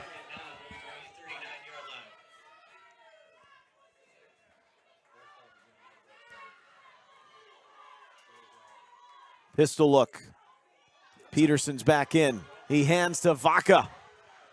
Vaca springs to the far side boundary where he shoved out of bounds. Max Bremer carrying the tackle all the way to its completion.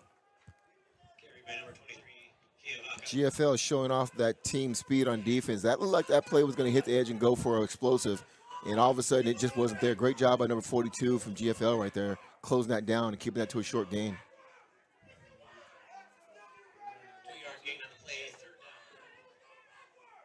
Third down and 6.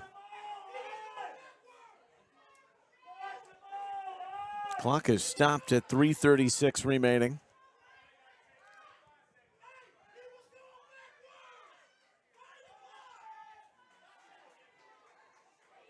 GFL fans are making their thoughts felt on why the clock is not running.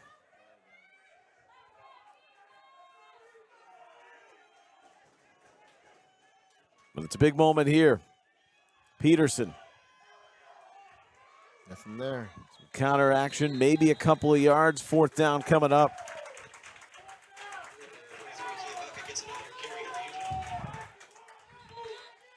And there are a couple of players down. Only one gets up out of that collision.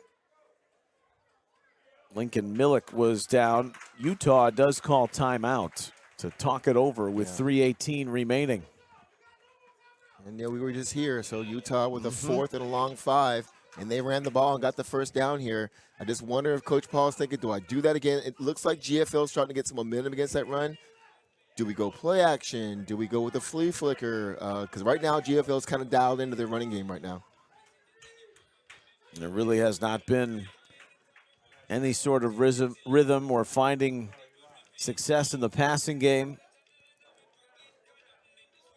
Now, the faithful for both Utah and GFL and all the teams and all the parents, the major commitment, Anthony, you hit the nail on the head when you were speaking about it last night in the FBU All-American Bowl post.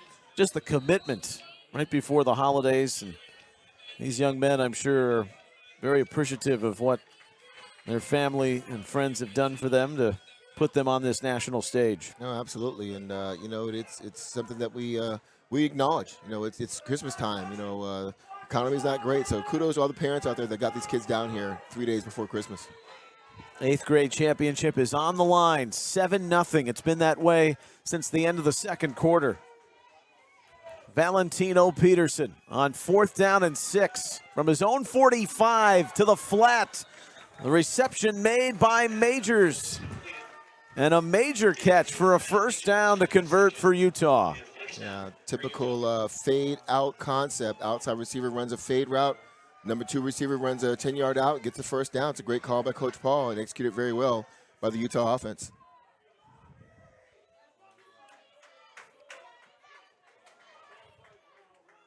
At the 25-yard line.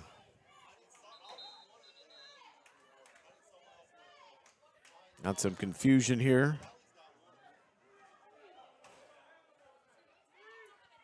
So plenty of time left, Neil. I'm going to put 3:02 on the scoreboard clock. Yeah, there's a lot of time left, but count the number of GFL players in the box right now. Right now, I count literally 8 guys in the box. I know Coach Paul is seeing that and thinking, "Wow, there's a lot of room behind the linebackers on this." They're going to stick with their run. Stack the near side on the strong side, and GFL sensed it. Vaca. They leave a vapor trail. There's the clash down by Tyson Lamb, who's having quite the night on the defense for GFL. Yeah. I mean, bottom line, it's just numbers game right now, Neil. GFL's got more people in the box than they can block. And that's why you're seeing these great plays right now, especially that one for literally a 4-yard tackle for loss here. And they're saying beat us through the air. Yeah. I don't blame them.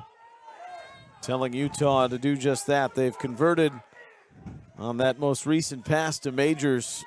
They're going to need a big play down the field, and Valentino Peterson was looking for the big play earlier in the first half. He's going deep here for Fanua. Up! He's got it! Fanua! Wow. End zone! Touchdown, Utah!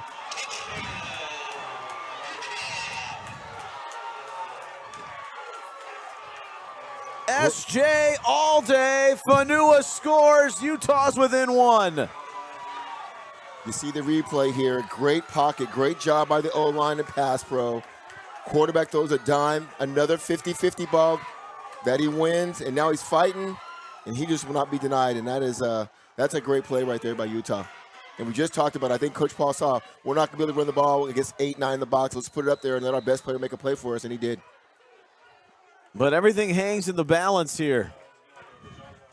They're bringing in the wishbone and playing to go ahead.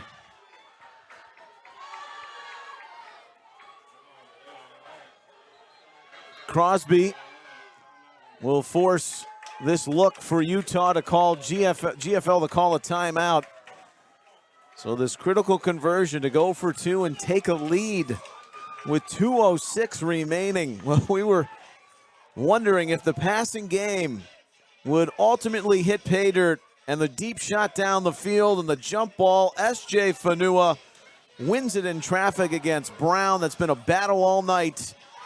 A very similar pass that was called PI earlier that Fanua caught in this one. He makes sure it's all clean. It's a nice route by Fanua there with the release, avoided the contact at the top of the route and gets in. And wasn't bad coverage. He just won the 50-50 ball, which he's been doing this entire game. Now here's the thing. So now we get into chess, Neil. GFL's been putting 8-9 in the box, and Coach Paul came out and showed wishbone formation. You know, that's going to be tough with all that mass humanity inside. Now he's coming out in different formation, coming out in a little bit of a wide formation. Look for a roll out right or run RPO to the right here. Crosby. And the give goes straight ahead. There's not much there, but on the second surge, the conversion is good. It was fumbled, but the ball had broken the plane to Isaiah, who got second life on a Beehive State bump. Utah leads 8-7. Big time drive, big time play. Great effort. Look at this. He is stopped initially in the hole. He keeps just driving his feet. Team helps pull him out. Now they're pushing him, and he gets in the end zone for the PAT. Great play, but now, hey, Coach Gant's been around. He's seen a lot of games. He's coached a lot of successful games. Still 2 minutes left in this game with a very explosive offense with a lot of great athletes. I don't think he's too worried right now that GFL can go down and either get in field goal position or going for a winning touchdown. To Isaiah. Well, that ball was spilling as he was breaking the plane, but extra insurance coming from Kingston Saluka to fall on it to make sure the conversion would have been good anyway. Well, they've brought Sharp back in. There's a pre-snap whistle. It's procedure on GFL. We're down a point now. Well, what grit from this Utah team, Anthony. So many things just choppy in this game for both teams, but the way the offense was going, they would get a little bit of positivity and then it would be blanked, and have found a way to lead this game with 2 minutes left. Yeah, I'm going to give a shout out to Coach Paul once again. I mean, I know his bread and butter, but he has adjusted based on situation this entire game. Well, Sharp has returned, and he's looking to go deep, and he had a man breaking into the clear, but it's overshot. Fanua was wondering where his backside help was, and Josiah Stone almost flipped the game on its head again. I understand the call there, trying to get deep here, but you've got time to work the ball down the field here. And it is good to see Sharp back in the game. He can make plays with his arm and with his feet here, so look for him to do that here on this second down. 2nd and 15 at the 25. Here comes pressure off the edge. It's thrown. It's intercepted. They brought the pressure. There is a flag, though, in the backfield. It's using the area of holding. Or would they call roughing the passer? Oh, it's roughing the passer. The blitz came on, but the hit was high, they say. I can't wait to see this replay. I did not see that. I was following the ball, so let's see what happens here. It nullifies Tau Tuiaki's interception. They came with blitz, pressure off the edge. Oh, wow. He didn't hit him with his helmet. Can we see that one more time as they're walking this off? Here comes Fanua.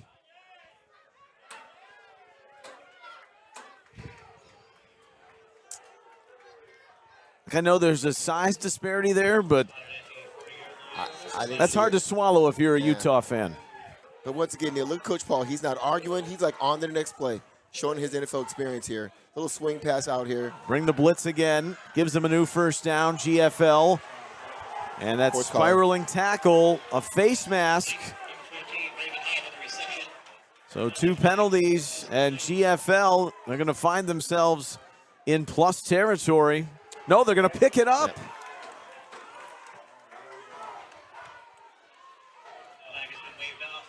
100 seconds left, and that means the clock's going to run.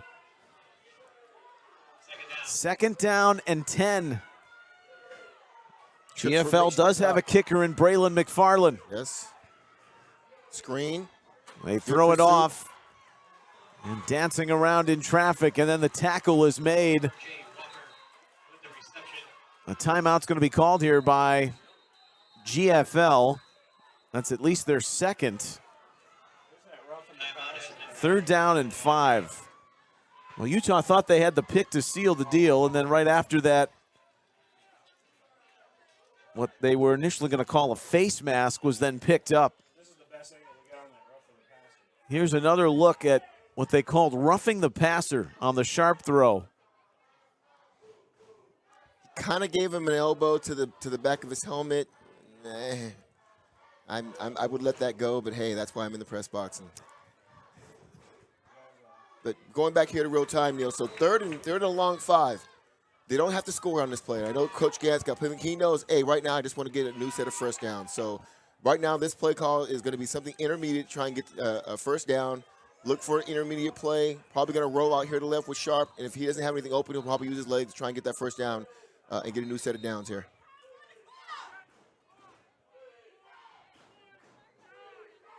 They want 1:19 on the scoreboard clock. Jordan Sharp, the quarterback, with Antravius Howard in the backfield. The running back for GFL, the 5-time 8th grade champs. But now they need 2 points, at least a field goal to secure a 6th crown. After Utah scoring with 2 minutes left. A little chess match going on here on offense, on defense. GFL coming up in trips right. They've got a safety over the top, but the backside safety is locked in on the bottom receiver here, looking for him to run a slant or a post. Let's see what happens here. Against the 4-man front, Sharp looks down on the far side. Up it goes. It's caught! Caught! And going into the end zone for a touchdown is Brown!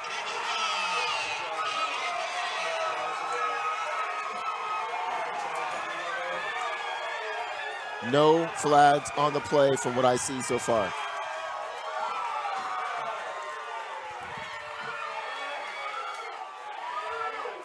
A miraculous throw and catch.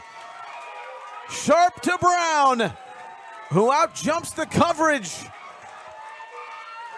and waltzes in for the go-ahead score with 1:04 left. Another 50-50 ball. He's got inside leverage. He just makes a better play in the corner. It takes it in. Great throw by Sharp on that play.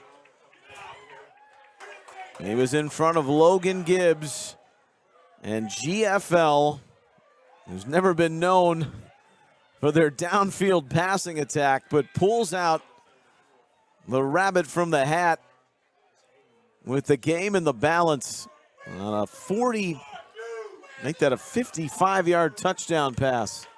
We got a player down from GFL. It's a lineman, it appears. Trainers are on the scene here.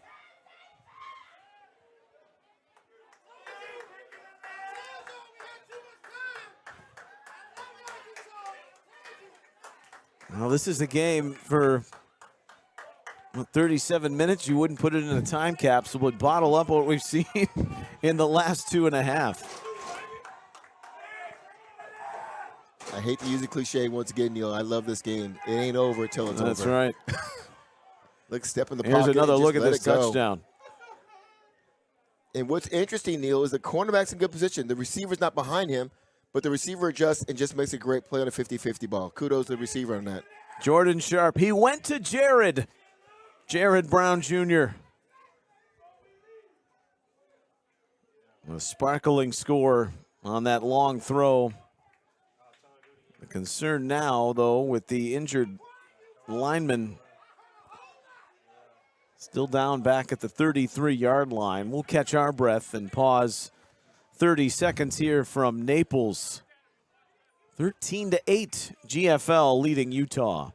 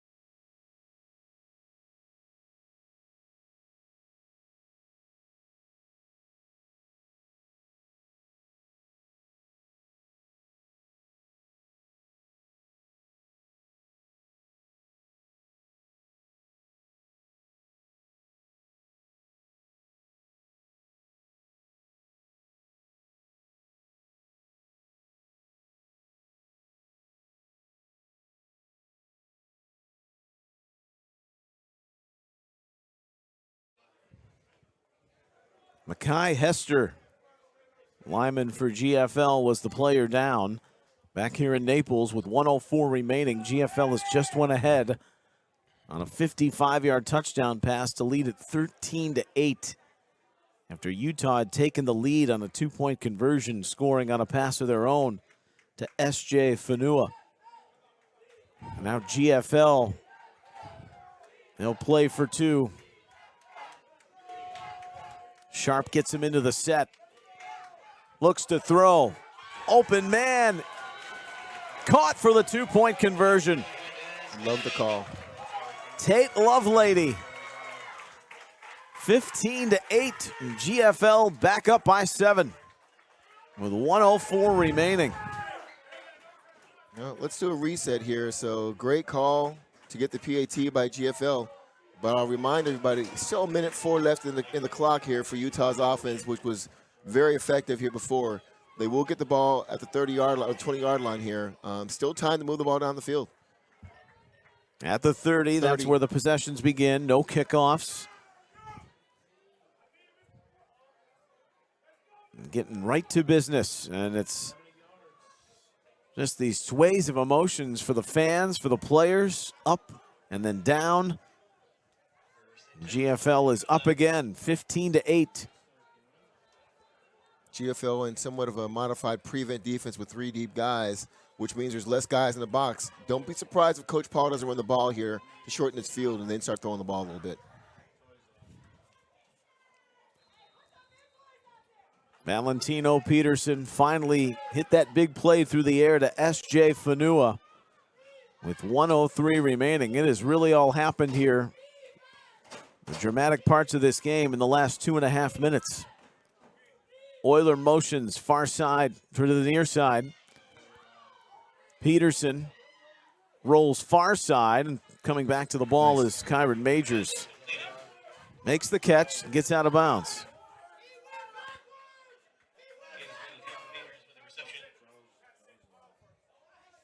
56 seconds remain. What's at stake? A second 8th grade title in a row for Utah. GFL to capture their 6th and their 1st since 2021.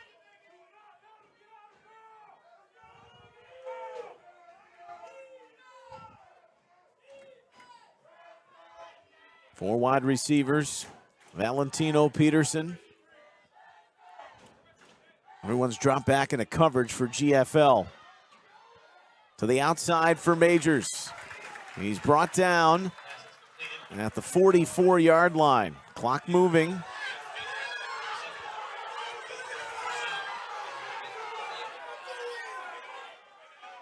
It stopped on the first down to reset the sticks. GFL fans don't realize that they hadn't reset the chains. And then spiking the ball was Valentino Peterson, 44 seconds. Still 44 seconds left. Utah still got a chance here. Neil, I'm an old defense coordinator, and I hate the prevent defense because sometimes it prevents you from winning the game. Yeah. They were playing great defense when their base set. I know you don't want to give up a D-ball like they did last time, but they're leaving some pretty big gaps right now for this offense. They might want to tighten up a little bit. We'll see how they adjust with this series. It's now 2nd and 10. On these set of play calls, rather. Peterson, Fanua in the flat, got a block from Majors, bursts into GFL territory at the 48. Well, at the very least, you're creeping closer, and you're going to give yourself a shot to throw it into the end zone at the end of this game, regardless of how far you advance it. And, Neil, we have seen in this game, 50-50 balls have been the difference in the game, you know. But you got to get in territory. Another 15 yards, and you're going to be in a pot, and they look like they'll have time to get there.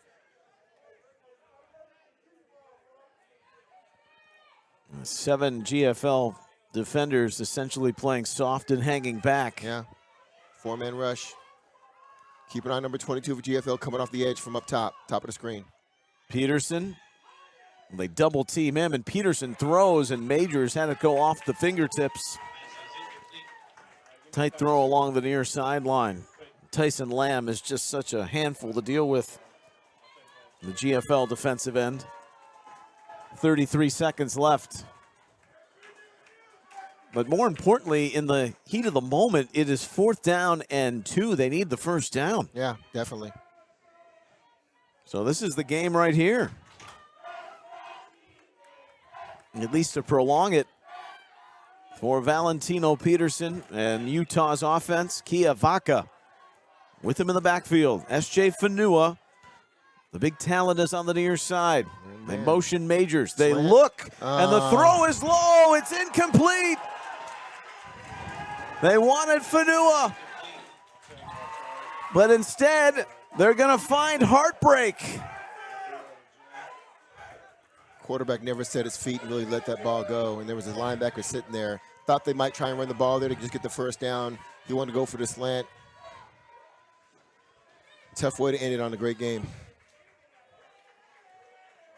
Well, on the 15th anniversary of this championship, the team that's won it the most is going to score 15 points to secure their 6th national title.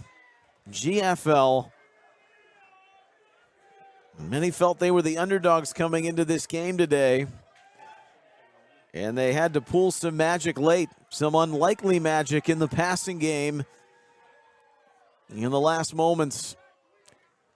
But Jared Brown Jr. on the pass from Jordan Sharp. It's victory formation for GFL. And the final 24 seconds will tick away.